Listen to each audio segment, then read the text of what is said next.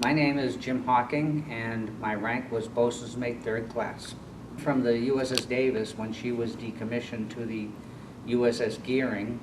The USS Gearing DD-710 was a Gearing class. She was the first of her class. She was in Newport, but my memory is that she was not going to be going anywhere soon. I never got underway with the Gearing.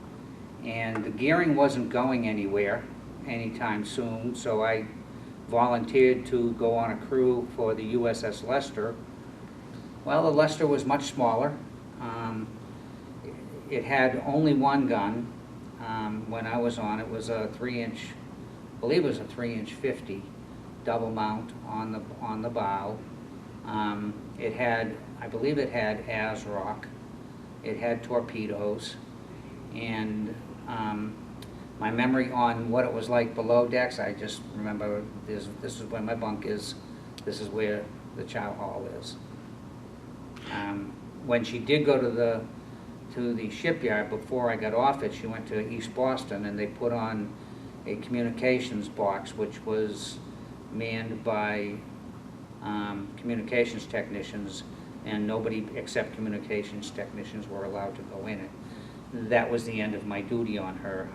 I didn't follow her anywhere after that. USS Leicester was a ship that was coming out of what they call cadre status, which meant there was only a minimum crew on board, and it was going to be stationed in Naples, Italy.